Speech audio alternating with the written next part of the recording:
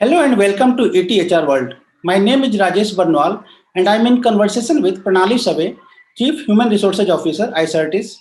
We are going to talk about the HR trends, the evolving employee-employer relationship, and how technology can further improve the HR functions. Pranali, welcome to the show. Thank you, Rajesh. My pleasure. Pranali Sabe is Chief Human Resources Officer of iCertis, which is a leading contract lifecycle management company that handles more than 7.5 million contracts worth more than $1 trillion in over 40 languages and 90 countries. As the CHRO, Pranali leads the company's diverse global team of more than 1,000 iCertians based in 17 countries. So my first question for Pranali is, how the year 2020 has changed the work landscape? So I'd say 2020 has changed the way we work forever. Whether we get the vaccine and when we get it, we are never going to go back to the old ways of working as such. So one is that although remote working as such existed as a concept, but now with the pandemic, it's becoming the way of working. Whether it is fully remote or it is hybrid models, but it is here to stay. And with that, all of our processes are also getting transformed to the virtual world. So recent research has actually shown that even post pandemic, world over every location, the number of remote workers is expected to go to 3x the times of pre pandemic. So, which means that we really have to adapt to all of this and we have to adapt pretty fast. So, what are the new HR trends in terms of the workforce, talent acquisition, and performance evaluation?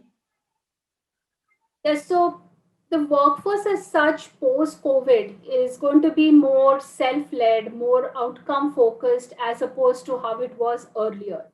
So, which means that even from a structure perspective, we will need less of the supervisory work that managers used to do previously, and that will get replaced to more of coaching, more of managers have to be there as mentors, coaches, frontline folks who will be there from an employee care perspective as well, as opposed to doing the previous supervisory nature of the tasks. If you look at the functions itself, I think every function is going to be changing. But take, for example, performance evaluation and performance management as such has gone through a whole host of changes over the last few years. The demise of the whole bell curve, moving away from rating systems.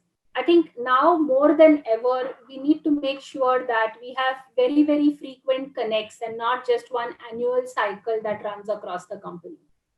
Second is also how we evaluate and what we look for. We no longer look at efforts, but we look at outcomes. So, how do we measure these outcomes? That is going to be important. Then, if you look at the recruitment arena, I think huge changes in that space. Not just from all of the technological advances that have happened in terms of virtual reporting, be it recruiting, be it the video interviews or the use of AI in terms of sourcing, in terms of even the selection process to a large extent. But I think one other important trend is that with the whole remote work, the location as such has become quite agnostic. And it's a bit of a domestic version of reverse brain drain, where people will no longer need to come to tier one, tier two cities to look for a job. So iCertis, for example, has launched what we call as iCertis Everywhere. So you can be in any location in India for those who we employ in India, and you can still have the same job. So people don't need to really migrate. And I think this is going to have very far reaching consequences in terms of how compensation levels distribute themselves across different cities or even villages in the future. The war for talent, which was, really aggravated in certain locations, now will be a little more spread out. It's opened up new sources, new talent pools. Previous workforce that was not able to participate, like a lot of women could not, they will be able to come up and join the workforce. So I think this is going to be a very exciting phase, and I'm certainly looking forward to what comes up. So, as the people are working from home and remote locations, how that this has impacted diversity and inclusion and the gig economy in the current situation? So I think it's a double-edged sword, honestly. On the one hand, it's definitely brought more opportunity, for folks who otherwise could not step out of their home for longer durations. So in that sense, people who are differently enabled and who are not able to physically move to a workplace, it's a plethora of opportunities right from their home space. Similarly, women who have younger children or childcare responsibilities or elder care responsibilities for any kind of workforce. So now this has become simpler. On the other hand, I'll also say that there are also newer issues that are popping up from a diversity perspective, which is that for a couple where both are working, and now with the support system of grandparents, etc., being reduced in a large number of cases, who out of the two would take the larger chunk of the domestic responsibilities? Who would be there for the kids? Those are also throwing up different challenges, where I think it remains to be seen how, as organizations, we can help such people get the support they need so they can continue to have a full-time job. And another new area I would say will come up is when we go to the hybrid work model, where you'll have some people working out of an office, some people working out of homes, and maybe in very, very remote and different locations.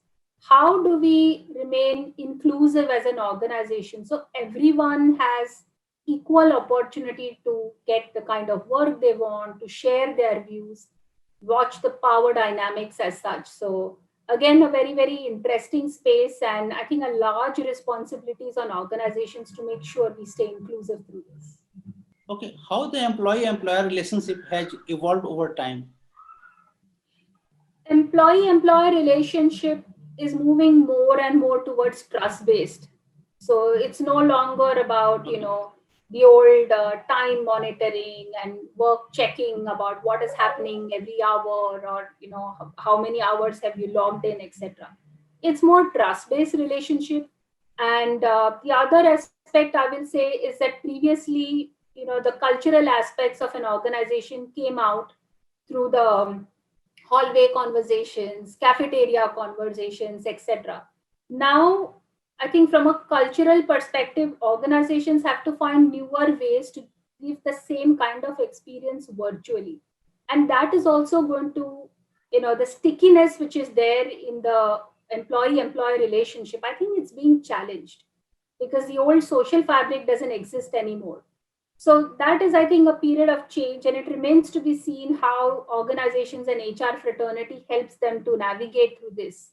So we can keep that bond and that belongingness. So it's one is trust, and the other is bringing that belongingness. Okay, please tell us briefly about the company's Forte values. Yeah, so Forte values are very dear to all iSertians. So Forte stands for fairness, openness, respect, teamwork, and execution. And each of these was chosen with a lot of care.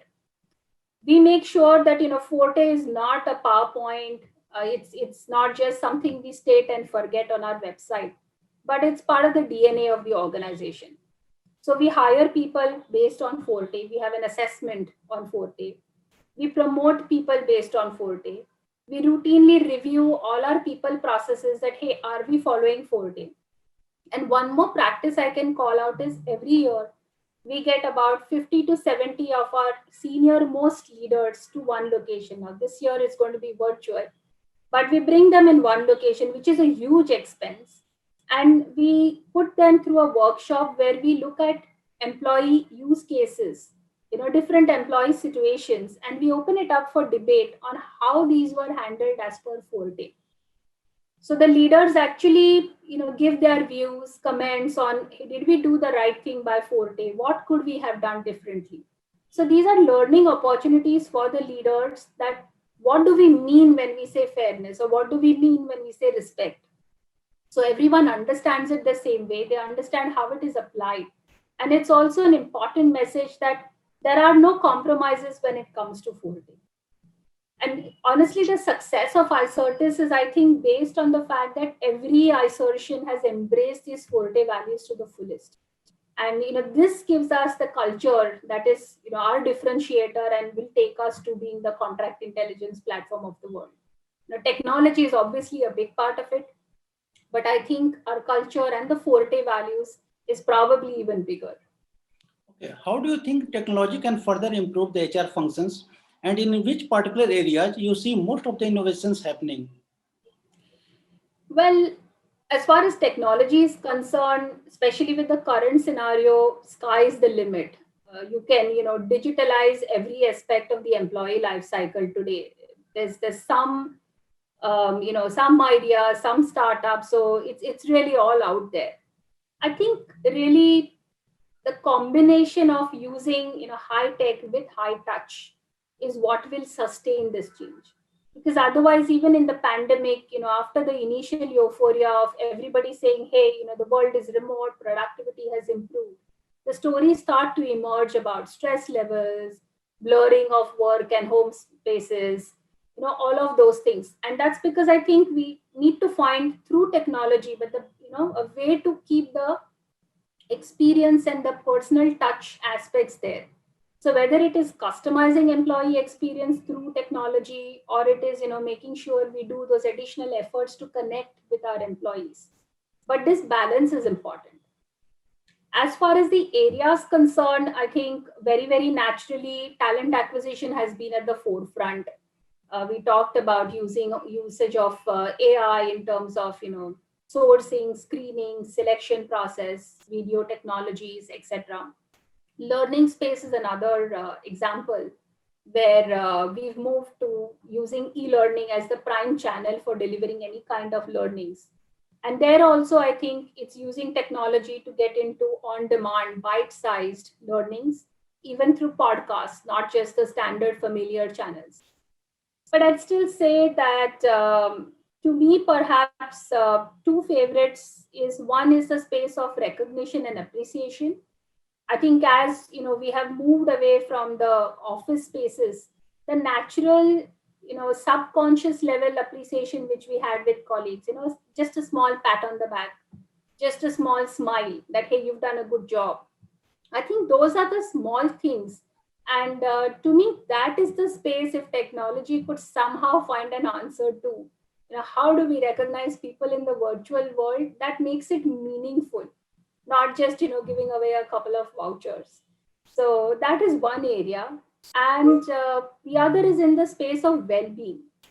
So prior to the pandemic, also wellness as a theme was, very important, but it was considered as a benefit.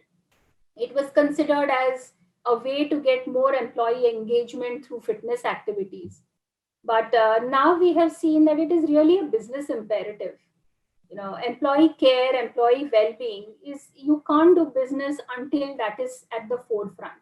And that is another space where I think we have huge opportunity to get some innovation, get some technological advances, which will help us to reach the pulse of people, whether it is, a holistic mental wellness, or whether it could be just taking care of their personal space in a better way. I think all of these aspects are just waiting there, and anyone who invests in this space, I think, is going to go away making a lot of money through that business. Okay, could you please share one best practice, best HR practice that's very unique to the company? Well, I spoke about our Forte discussion, so that I think is really unique, and I've seen employees really challenging the senior leadership through that, challenging HR, or it's nothing to do with hierarchy. It is nothing to do with function. People speak up openly and talk about it, and I think that kind of getting a common understanding of values and what they mean to the organization, I have not seen that in many places. Every company is, having its own set of values, as has workshops, etc. But this is a unique way where, of course, you anonymize the data that is used, so you know, you don't end up with any kind of, impacting anybody's privacy there. But these open discussions, I think, are really sort of the foundation to how we want to think and act. And another I will add is this is one place where we are a 150 people, 1,500 people organization operating in so many different countries, so many customers. So we are, I would say, mid-size. I won't compare with the very big companies. But we have managed to keep our core DNA of being a small, agile startup alive. And perhaps there, I can say, is, well, not unique in that sense, but I think one of the things is we want to keep that essence alive, which means we don't want to make processes and structures out of everything. So, you might say that it leaves things to interpretation, but we would rather, have a discussion, sort things out, and quickly move on. So, pace of decision making goes faster, involvement of employees goes faster, and you have a lot of flexibility as opposed to be bucketed that if a plus whatever b is always going to be equal to something, well, maybe not. And I think that's one of the beauty of ICERT is that you don't get straight jacketed. You can really do many different things and have that kind of empowerment and flexibility. Okay, today I read an article in which the author advocates that the work from home it's become so widespread that it should become a part of employment laws. So, what should be your opinion on that? That's it's a very valid point, and our laws are not today structured, especially in India, around enabling working from any. I would not even say home, but working from anywhere. I mean, tomorrow you could work out of a satellite office or out of a cafe or whatever.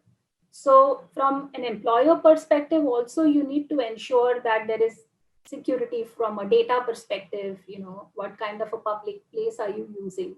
From an employee perspective, also there needs to be a certain kind of structure about the benefits which are applicable, or even smaller things like liability.